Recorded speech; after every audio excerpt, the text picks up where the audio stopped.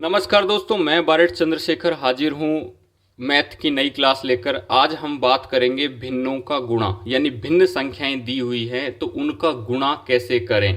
तो आइए सीखते हैं और शुरू करते हैं आज की क्लास। तो पहला सवाल है कि भिन्न भिन्न संख्याओं के बारे में मैंने बहुत अच्छे से बताया है कि भिन्न संख्याएं क्या क्या हैं, किस तरह की संख्याओं को भिन्न संख्या कहा जाएगा।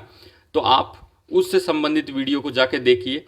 लेकिन फिर भी मैं अभी फिर से बता देता हूं कि भिन्न संख्या होती है, भिन्न जो होती है ना, भिन्न होती है ऐसी संख्या जिसमें एक अंश हो, यानी एक अंश और नीचे में बटे में हर हो।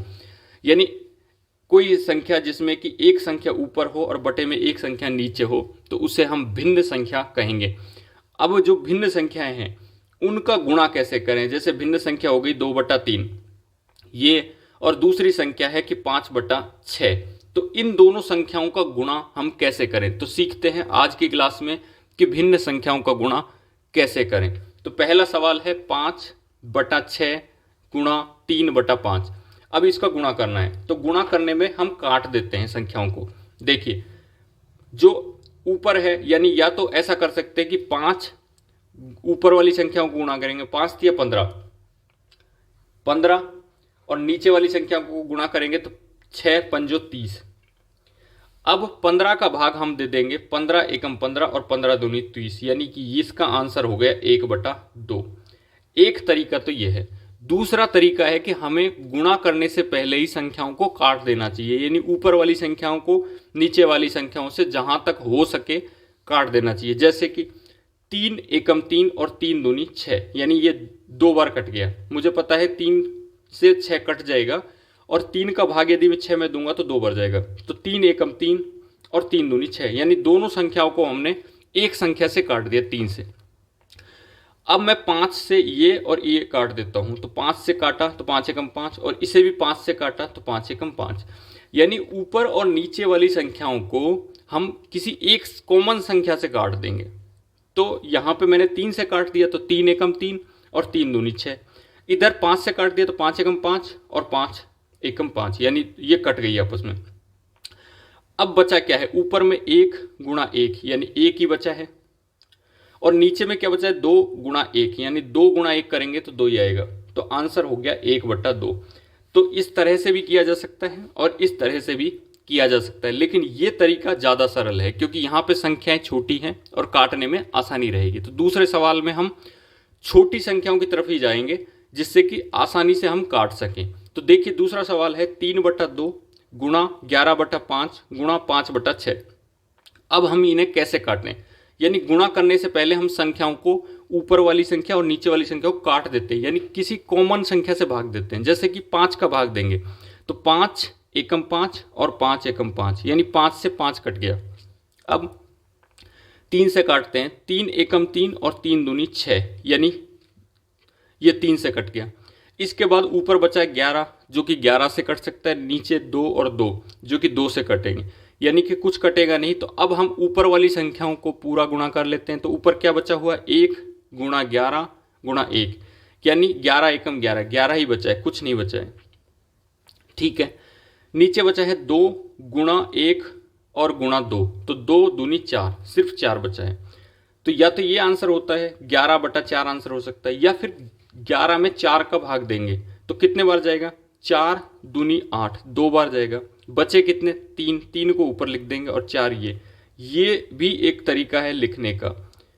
यानी 11/4 बराबर है 2 सही 3/4 के। तो आंसर में 2 सही 3/4 भी आ सकता है या 11/4 भी आ सकता है। तो जो भी ऑप्शन में होगा उसी के अनुसार हमें सवाल का आंसर देना है।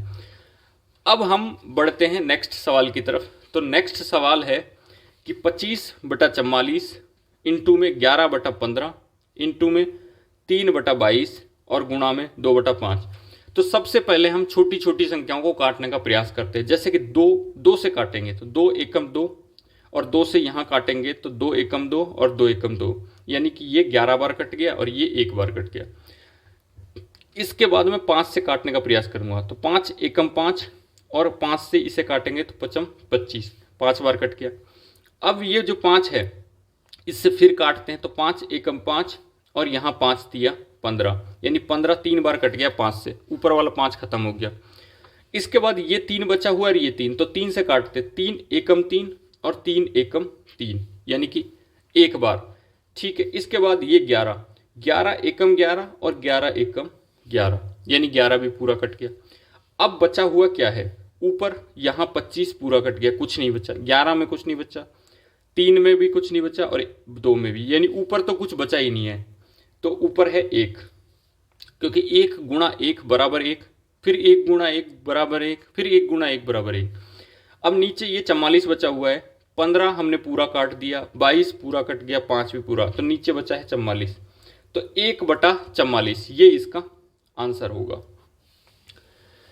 बढ़ते हैं नेक्स्ट सवाल की तरफ। नेक्स्ट जो सवाल है वो है 33/7 गुणा में 21/22 गुणा में 14/3 गुणा में 11/9 गुणा 7/44। अब हम काटने का प्रयास करते हैं छोटी छोटी संख्याओं से, जैसे कि 7 एकम 7 और 7 एकम 7, यानी 7 से 7 कट गया। ठीक है, इसके बाद हम 11 से काटते हैं, 11 एकम 11 और ये 44 है, तो 11 चौक 44, 4 बार कट गया।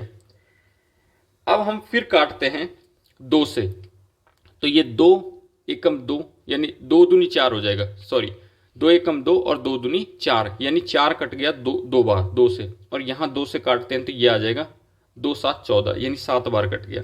ठीक है, इसके बाद हम 3 से काटने का प्रयास करते हैं, 3 एकम 3 और 3 से यहाँ काटेंगे, 3 एकम 3 और 3 एकम 3, 11 बार कट जाएगा ये, यानी 11 तिया 33, तो 3 से ये कट गया।